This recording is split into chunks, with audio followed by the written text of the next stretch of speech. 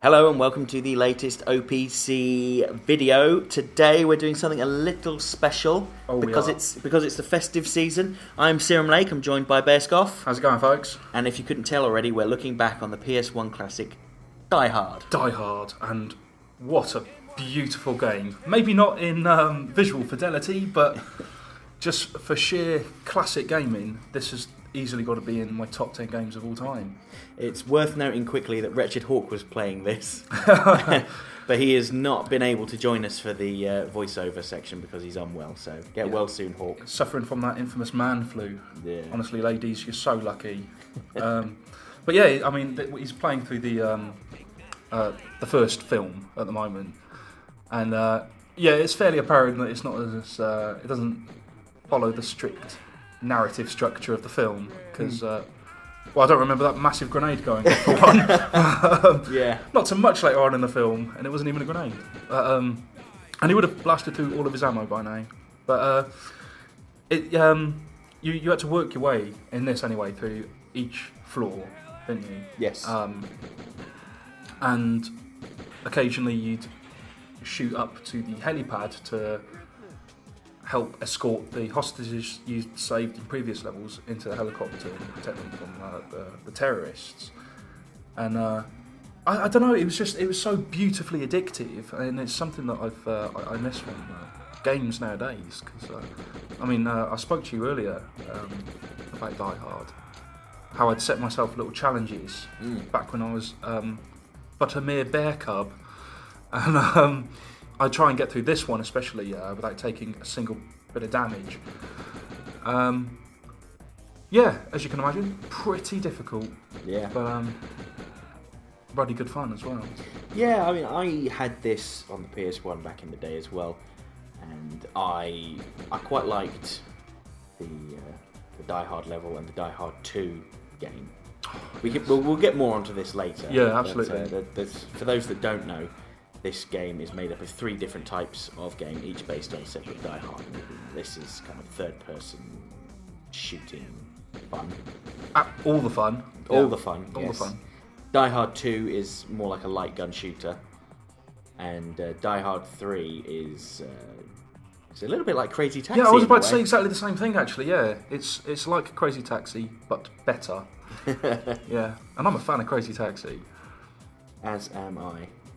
But yeah, I mean, obviously in this one you've well, throughout all of them you've got McClane's like witty one-liners, but yes. not actually done by Bruce Willis. And I'm assuming it's one of the devs, because I mean this is infamously known that the guys who worked on this were also working parallel to the guys who were working on the Alien Trilogy. That was a PS1 game as well. And Alien was getting all the more well-renowned developers and like the majority of their like financial budget. Yeah.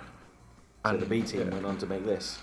And yeah, the interns and the worker-uppers and the wannabes had the Die Hard trilogy, and yeah, it was apparently they weren't expecting an awful lot from it. Not the developers, they're like the head honchos, the big cheeses.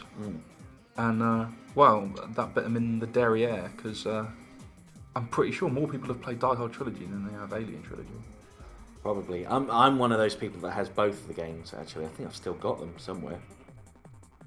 But yeah, I know that a lot of people speak fondly of this, and we were talking on our recent podcast about the lack of Christmas games this generation. Absolutely. And that's what spurred us on into having a look back at Die Hard, because we all know Die Hard's a Christmas movie. So beautifully is. Maybe not the third one, but the first 2, they are Christmas films.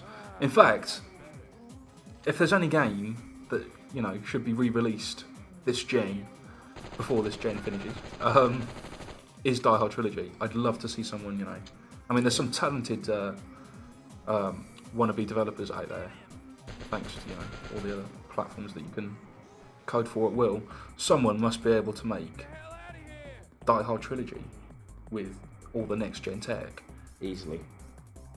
Can you just imagine? Oh God! Just got the biggest Die Hard dream going at the moment. But Yeah, I remember playing as a kid because I had a little. It's actually for the second game, but I had a little light gun and I used to dress in overly big trousers and vest. I didn't go as far as putting glass in my feet. Yeah. But did you at least take your socks off? I did, Okay. of course, covered in tomato ketchup. But yeah, it's I don't know. Just Die Hard was definitely one of those games alongside Driver and like Metal Gear Solid and Fear Effect. I mean, those are the games I really played the most of. When I was a young man. Now this game, the Die Hard 2 game, is my favourite one. Oh, I do because love it. I love light gun games. I've always loved them, and it's just such.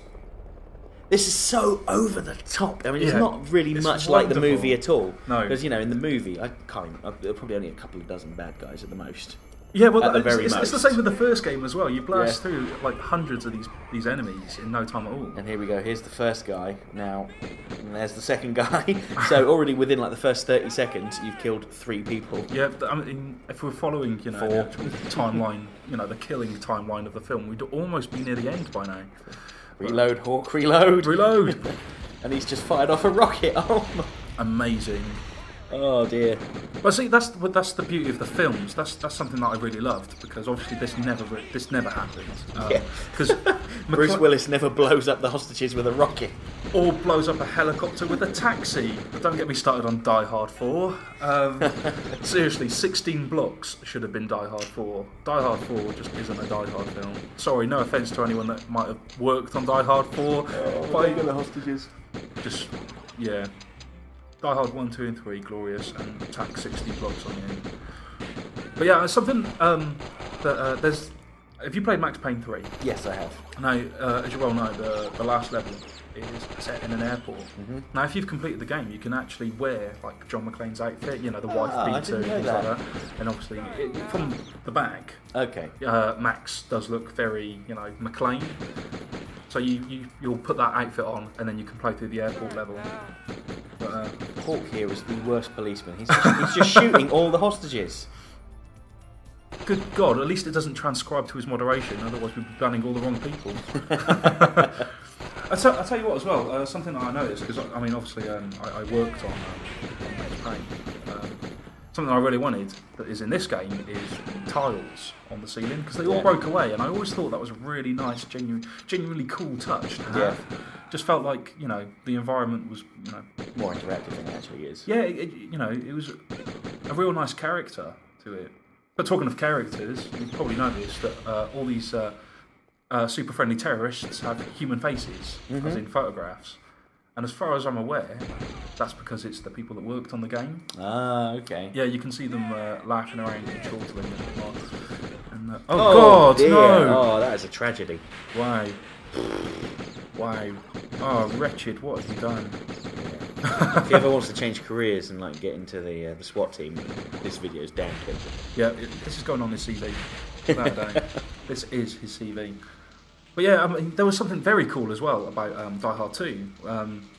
Well, all 3 of them use cheat codes. Something that's, like we've said in our previous podcast, I miss cheat codes massively. Yeah. I don't care for trophies, and if it means I can have cheat codes and action replay again, get rid of multiplayer. But something on Die Hard 2 was you could edit the splines that the character follows, because obviously this is an old-rail shooter. And yeah, you could edit these yourself and go to places previously unreachable, which was my first kind of foray into delving into developing a game. Obviously, it's nowhere near the same because it was like a WYSIWYG. What you see is what you get. Sorry, I should clarify that. WYSIWYG, there you go, new word. And yeah, I mean, I was playing around with splines when I was 11, coming up with all these different routes. It broke the game almost every time, but you appreciated being given the opportunity nonetheless. Absolutely, and it was especially fun because there's a snowmobile section later on in this part of the game, which was insane. It was such good fun, and you could really go to town with the splines on that one. But yeah, I have so many flashbacks watching this. In the music, especially the dum dum dum dum. I'm gonna wake up listening to that for the rest of the year now. But yeah, it's just like, I mean, obviously it's not like the best looking game in the world. Yeah, but it doesn't have to be. It was pure fun, unadulterated fun. I can't remember though, was this 2-player? I don't think it was it? I think it was. I vaguely recall it being 2-player. Oh my god, of course it was. I remember playing with my little brother. That's why I have a little brother, by the way. His name's Aaron, not Bear or Bear. Because we had a second light gun. He had this bright blue thing. I had the cool one that looked like a little gun. And yeah, I just shot all the tiles off the ceiling whilst he actually played through the game. Trying to write your name in the ceiling. Couldn't help myself. Honestly, I couldn't help myself. Hell with these hostages. I'm trying to be creative. Yippee-ki-yay, man! Oh, just look at this. Look at the sprinklers going off. Such malice. Maybe was Richard just in a very bad mood? I don't think he really knew what he was pressing. That's why he keeps firing these rockets. He's trying to reload. Well, see, I'd be very tempted to go back and play this if it wasn't for the fact light guns don't really work on modern TVs nowadays, do they? That's right, they don't. I mean, was it Time Crisis had those little like knobbly things? Yeah, the sensors. And I tried it, and I mean, they worked, but it wasn't. It kind of lacked that feeling, and it was really quite sensitive. It wasn't sensitive enough. Sorry. He only killed 65% of the innocents.